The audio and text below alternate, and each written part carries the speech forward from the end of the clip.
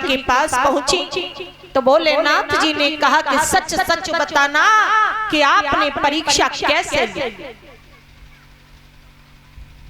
अब मैया सती जी मन में बड़ी लज्जित हो रही है कि क्या कह दे, तो सोच समझ करके क्या जवाब दिया।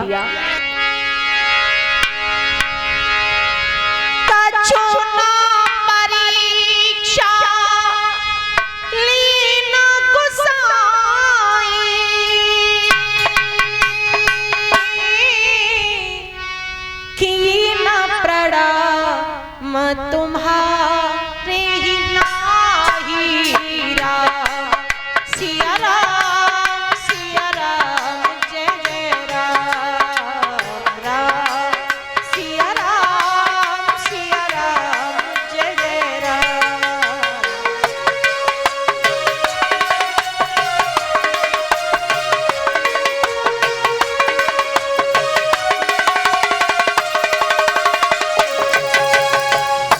हमने आपके इष्ट देव श्री राम की कोई परीक्षा नहीं, आपकी तरह प्रणाम किया और चले आए, जबकि वो झूठ उनके चेहरे से स्पष्ट झलक रहा था, जिसे वो चाहकर भी छिपा नहीं पा रही थी। जो रोजाना झूठ बोले वो तो सच को झूठ और झूठ को सच बनाने की ताकत रखता है, लेकिन जो कभी कभी बोले तो उसके तो चेहरे का रंग ही बता देता है कि ये झूठ बोल रहा है। और दो जगह माताएं बहुत जल्दी झूठ बोल जाती हैं। कौन सी जगह? पहली अपने मायके की बात, मायके से मिले 100 रुपया बताने 500 ही है, कपड़े भी ना मिले तो रास्ते में साड़ी खरीद के और ससुराल में बताने की ये साड़ी मिली है। दूसरी, अपने बच्चों की कोई बात खराब हो और कोई कह दे कि तुम्हारे बच्चों में ये कमी है, तो मैया सबकी कसम खा जाएगी, संसार भर की कसम खा के और अपनी बात को साबित कर देगी कि हमारे बच्चों में कोई कमी नहीं। तो ये दो जगह माताएं बिना सोचे समझे झूठ बोल जाती हैं, लेकिन ये दोनों ही जगह ठीक है। इन दोनों जगह झूठ बोलने का पाप लगता नहीं, क्योंकि जिस घर में बेटी 20 वर्ष तक रह करके आई हो जिस मायके में, उसकी बात कैसे खराब करते, कभी नहीं कर सकते। और ये बात सब जानते हैं कि ये झूठ बोल रही है, लेकिन फिर भी सब जानते हैं कि अगर साड़ी भी खरीद के लाई अपने घर में कौर को तो देना है, तो ज्यादा कोई फर्क भी नहीं पड़ता। अपनी तो बात बना रही है, चाहे ससुराल की हो चाहे पीहर की, बात खराब तो नहीं करेगी। और रही बात तो बच्चों की, तो कोई भी माँ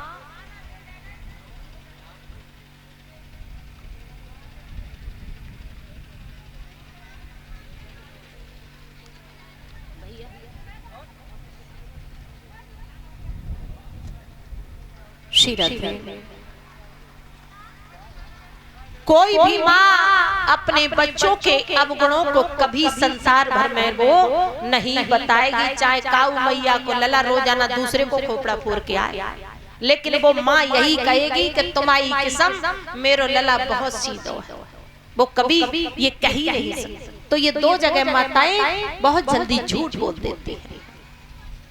मैया सती जी ने आज कहा कि हमने कोई परीक्षा नहीं ली, आपकी तरह प्रणाम किया चले आए, जबकि वो झूठ उनके चेहरे से स्पष्ट झलक रहा था।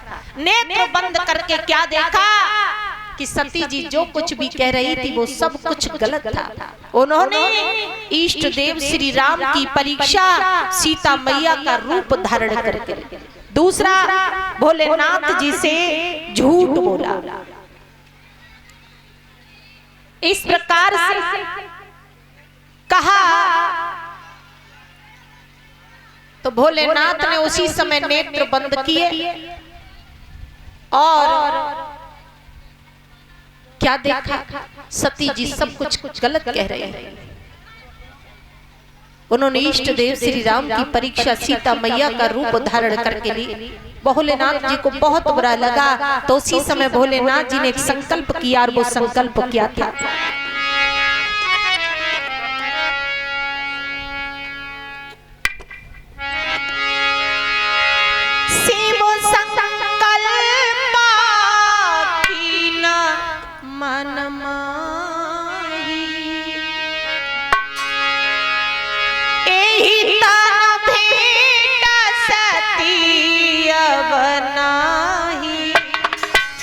जय जय राम जय सिया राम, जय जय राम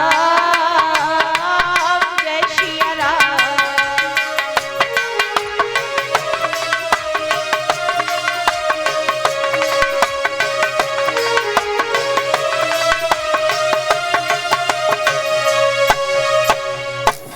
शिव संकल्प कीन मन माही, एही तन भेंट सती अब नाही।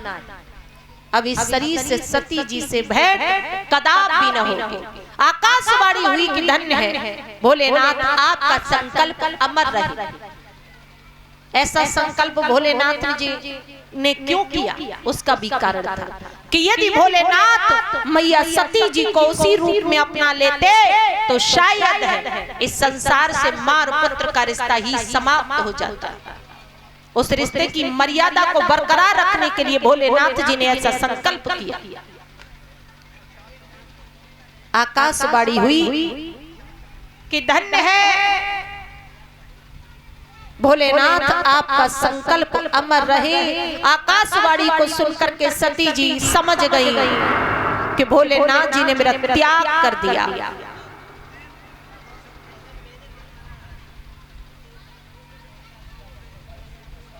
जब चलकर के कैलाश पर्वत पर आए, वार्तालाप हुआ और देखते ही देखते भोलेनाथ जी समाधि में लीन हो गए।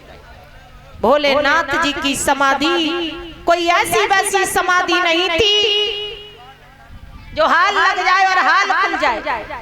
उनकी समाधि यदि एक बार लग गई हजारों सालों के बाद ही खुलती थी। अब तो मैया का रो रो करके बहुत बुरा हाल है। इसी तरह से रोते बिलखते 87,000 साल गुजर गए। तब जाकर के भोलेनाथ जी ने समाधि को खोला तो सती जी दौड़ करके आई, प्रणाम किया, लेकिन भोलेनाथ जी ने उनका आसन बदल करके सामने डाल दिया।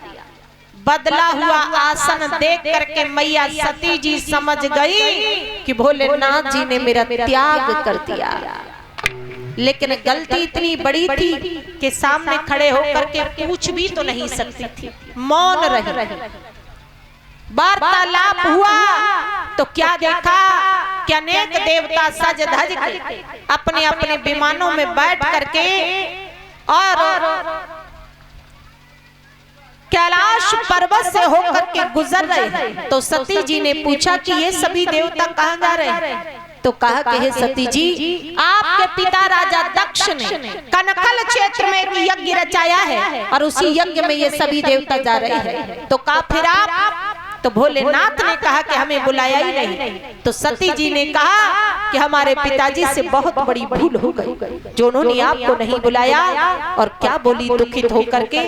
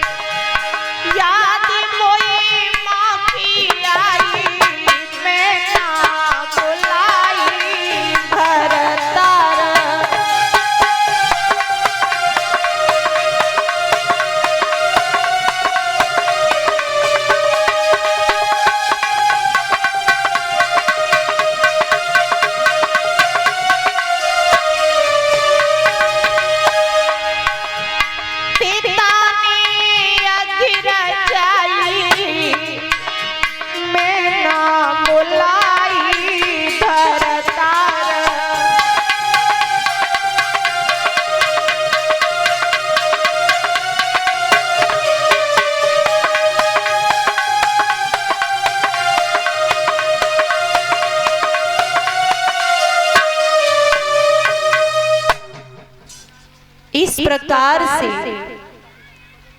मैया सती जी ने कहा कि हमारे पिताजी से बहुत बड़ी भूल हो गई जो उन्होंने आपको नहीं बुलाया। यदि आपको नहीं बुलाया तो कोई बात नहीं, परंतु आप हमें हमारे पीहर भेज दीजिएगा। आज हमें अपनी माँ और बहनों की बहुत याद आ रही है। तो भोलेनाथ ने कहा कि देखो सती जी, बिन बुलाए मेहमान का सम्मान नहीं होता है। कभी कभी किसी प्रतिष्ठित का और जब अपनों के द्वारा अपमान होता है तो वो तत्काल उसकी मृत्यु का कारण बन जाता है। इसलिए आप वहां मत जाइए। और समझा के कहा, बार बार भोले समझावे और सुन लो सती हमार, पीहर को जाओ मती आदर ना होएगो तुम्हारा।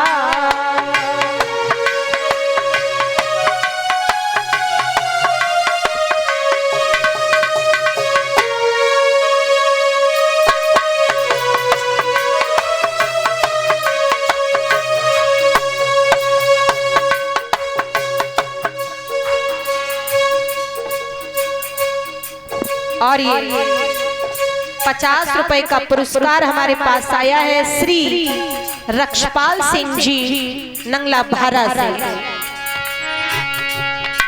और समझा के भोलेनाथ कहने लगे, कथा सुनावन जब हम ले गए बात न तुमने मानी थी,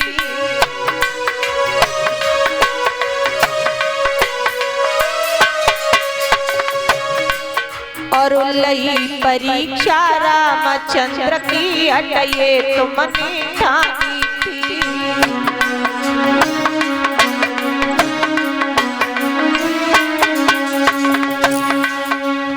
हमसे आकर झूठ बोल गई दिल में किया न विचार, पीहर कौन जाओ मती आदर न होएगो तुम्हारा।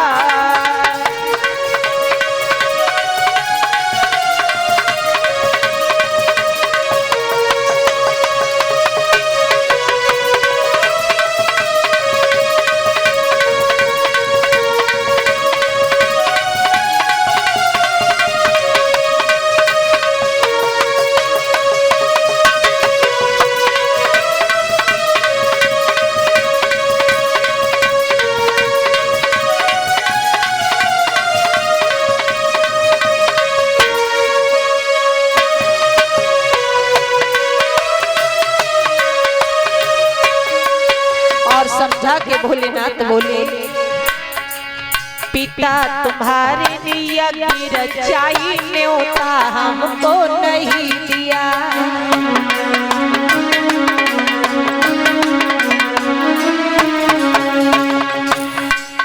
और ब्रह्म सभा का बदला देखो हमसे भी अर ले लिया।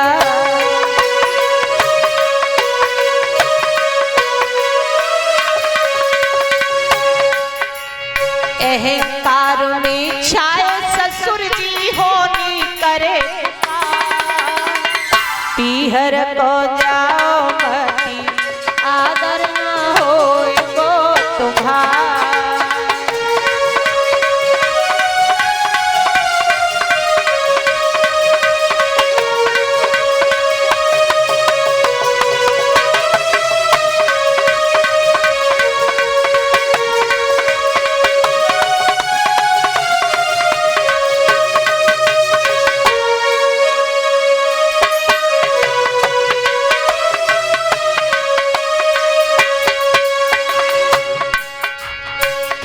बिचारी आज शंकर ने होनी होकर रहती है,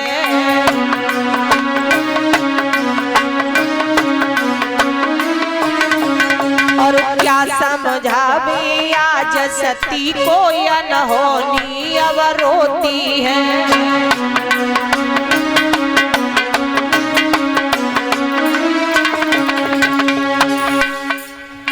कर्म लिखे को कोई न मिटैया,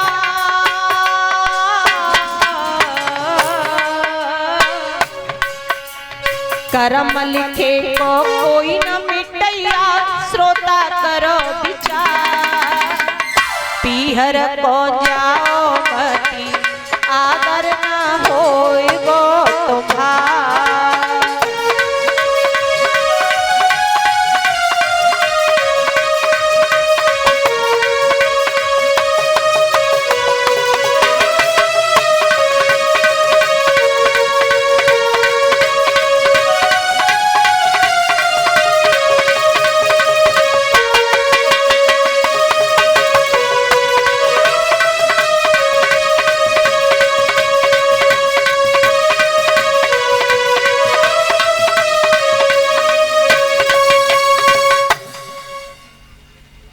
भोलेनाथ जी ने कहा कि देखो सती जी कभी कभी,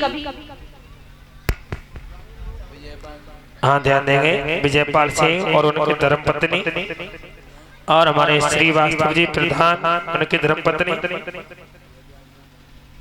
और जयदयाल सिंह मलिक खान सिंह जो भी मैंने नाम लिए हैं उन भक्तों से निवेदन है बाहर निकल आए, आपका कोई स्वागत कर रहे हैं।